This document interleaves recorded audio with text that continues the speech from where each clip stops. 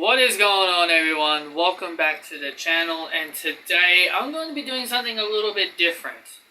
Yes, this is still going to be your typical Smackdown review, but I am also going to be including Summerslam predictions. Yes, I'm going to be double dipping today, because why not?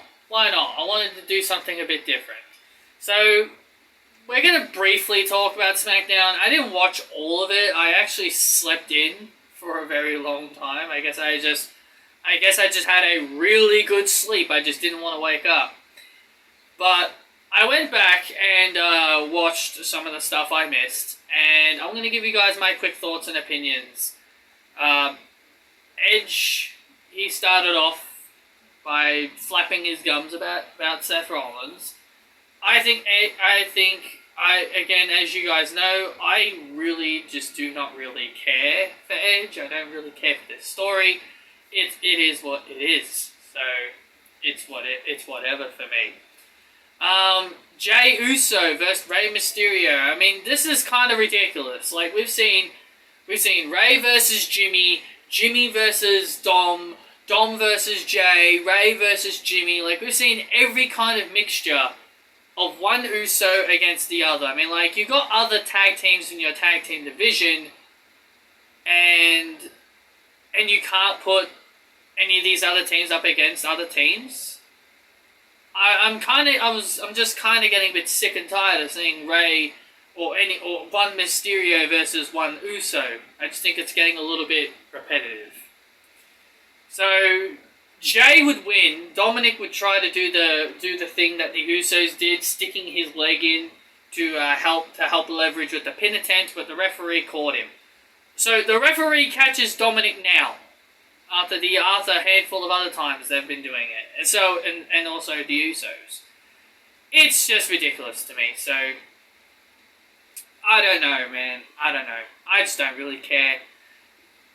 The match can be fun, the match can be good all at once, but if you're going to make me care less about the big title match, you're doing something wrong. Kevin Owens and Baron Corbin had a match. This ended in disqualification with Big E coming out and getting frustrated over losing his Money in the Bank briefcase. So he goes to fight back for his briefcase, but Corbin does eventually leave with it. The one thing that I found a bit weird about that whole segment is how Corbin got the briefcase. Corbin looked underneath the ring and he pulled out another briefcase.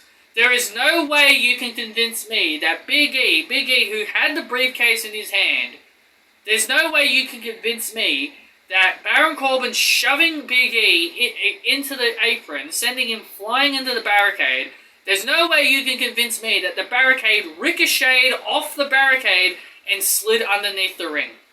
There's no way you can convince me that is exactly what happened. I feel like Big E's contract is still there, but they just had another one underneath the ring. I don't know, but I just personally thought that was a bit silly. Then we finally had some women's action. Yeah, the one time I don't watch, we get more women other than the usual. But we had Shotzi Blackheart and Tegan Nox, even though she's just been called Shotzi, which I don't mind. Shotzi Blackheart and Tegan Nox against Natalya and Tamina. Natalya is back from her injury, I guess it looks like. And Shotzi and Tegan Nox scored the win. Very happy to see that. But I've got two things I want to talk about here. I'm happy to see Shotzi and Tegan get victories. And this is the third time. Actually, I want to bring that up too. This is the third time that Shotzi Blackheart and Tegan Nox have beaten the tag team champions, and they still haven't got a title match from it.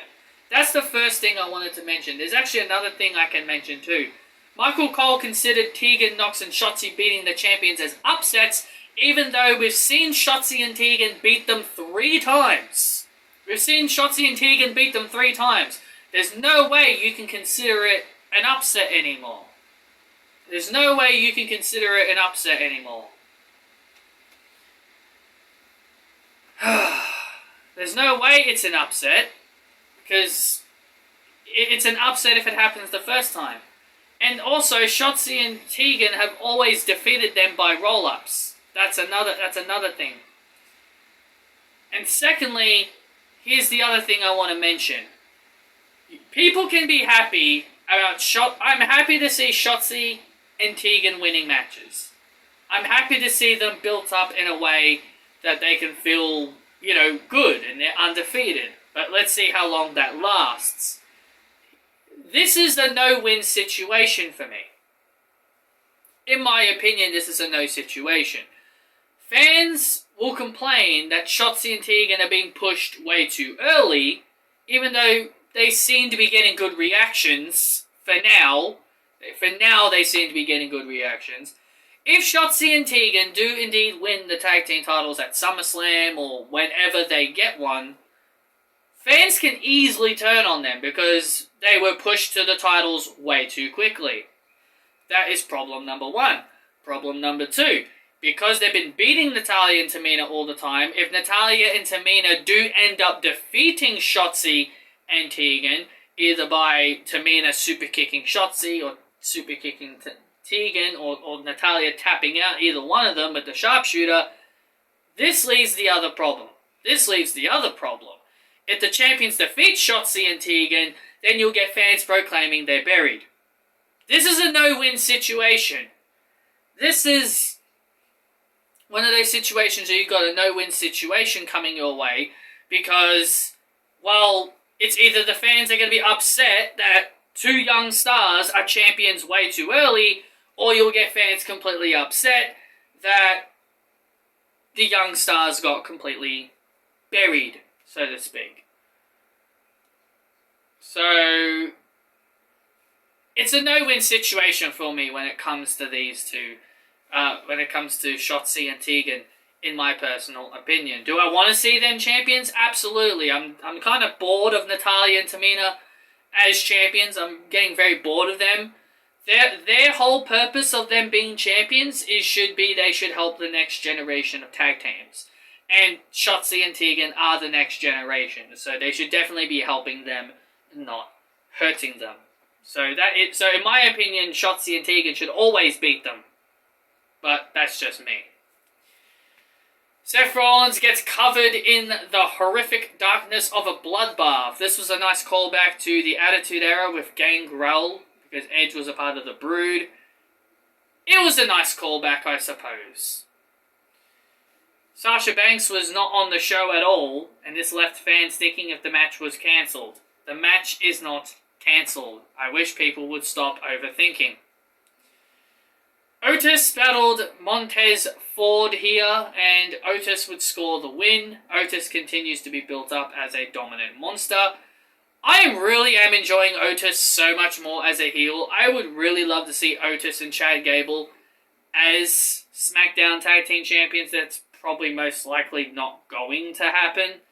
But it would be really nice to see, their hard work on what they've been building, really pay off into something special. Then we had a tag team match. We had Shinsuke Nakamura and Rick Boogs have his first match on the main roster as he takes on Apollo Crews and the Commander Aziz. And in the end, Nakamura and Boogs got the victory. Boogs pinned Crews. Boogs pinned Crews. There you go. So that was pretty fun. And then we get women's action. This is when I started watching. This is when I finally started watching, because if you guys are wondering why I wasn't watching Raw, or watching SmackDown I should say, the early parts, is because my parents wanted to know what was going on with our whole lockdown and COVID situations. Man, Australia has fallen greatly. We were doing very, very well with COVID, and now we're fallen from grace. So many people are just starting to get paranoid. But this isn't about COVID. This is when I was able to finally watch SmackDown. This is when Bianca Belair battled Zelina Vega and Carmella. Zelina Vega was up first because Carmella threw Zelina in the ring because they were arguing. If this is going to be your tag team, then these two arguing isn't exactly going to help. Good match here. Zelina Vega continues to prove that she is the go-to job girl for Friday Night SmackDown as she gets pinned by Bianca Belair with the KOD.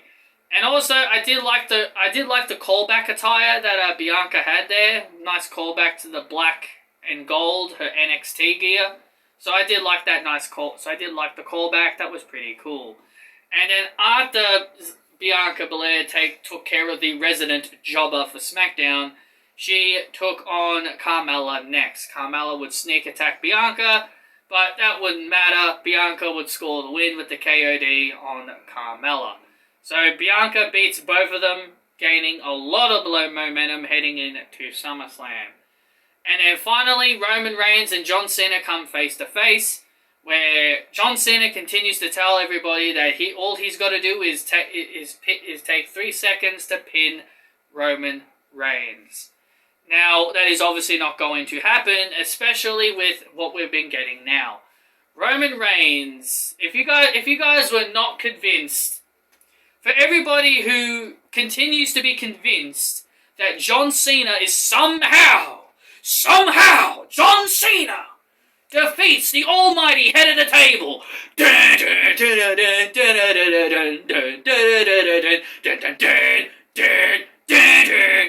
If anyone thought that somehow John Cena was gonna somehow, some way defeat Roman Reigns, after what Roman Reigns just said, you should be throwing all of your hopes about John Cena winning the Universal Championship out of the window. Roman Reigns said, if he doesn't beat John Cena, he will leave WWE. And that doesn't mean he's going to go run into AEW, no way. This is obviously storyline. This ultimately confirms that Roman Reigns is winning no matter what happens. Roman Reigns is winning. If you guys were not convinced that John Cena wasn't going to win, Roman Reigns basically saying, if I don't win, I leave. This even more confirms that Roman Reigns is winning. So that is the end of the SmackDown review. Now let's move over to the SummerSlam predictions. Rightio, let's get on with the SummerSlam predictions. I had to get the card up for me to read off of it. So let's begin, shall we? Let's begin. We're going to be talking about. We're going to be going from the bottom, working our way up. There is no pre-show match.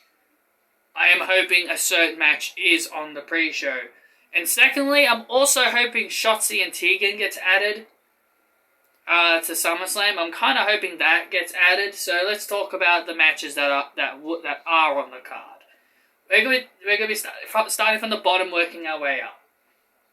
The first match we're going to be talking about is AJ Styles and Omos taking on Arcade Bro, Randy Orton, and Riddle for the Raw Tag Team Championships. My goodness, man. You guys know my feelings about Randy Orton working with Matt Riddle. It's absolutely ridiculous. It's absolutely stupid. But, you know, as a wrestling fan, I have to accept it. I'm not going to freaking throw a fit about it like I'm 4-year-old about it every single day and remind everybody on Twitter every single day how much I hate it. But I think Randy and Riddle are winning this. I don't see them losing. I ultimately think I have to deal with Randy Orton winning a title with Riddle. I think Randy and Riddle are going to win. Next, we've got everybody's favorite matchup, the matchup that everyone has been looking forward to, the 5-star classic that we're about to witness. The classic match between Alexa Bliss and Miss Pink Hair, the Evolution, the boss chick, Eva Marie. Sorry, Eva, there's only one boss chick in WWE, and her name starts with the letter S, and her last name starts with the letter B. And we'll be getting to her later on. I'm not convinced Eva Marie is going to win this. This is going to be all Alexa Bliss. As much as I would love to see Eva Marie win just to see everyone have a meltdown, Alexa Bliss is going to win. Either Doudrop is going to turn on Eva Marie, or there's going to be some stupid shenanigans going on, and it's going to lead to Alexa Bliss winning. Either way, Alexa Bliss is winning. I'm not convinced. I just don't care. I just don't care. You guys know I don't care about this. Alexa Bliss is going over. There's no reason for any of it. I just don't care. Drew McIntyre battles Jinder Mahal. I'm just going to say Jinder Mahal. I'm just going to say Drew McIntyre is going to win. I personally just do not care about this feud. Veer and Shanky are barred from ringside. I see Drew McIntyre winning. Then we get Sheamus versus Damian Priest for the United States Championship. Damian Priest is going over.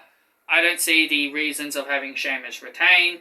Even though seeing Sheamus as champion is fun, and it is good to see a few people annoyed that Sheamus is the champion because they think he doesn't defend the title, which not all champions have to defend their titles every single damn week or even every single damn month. But I think Damian Priest wins. I think Damian Priest is going to win, and he's going to win his first main roster championship at SummerSlam. SummerSlam is the perfect time to pull the trigger for something like this to happen.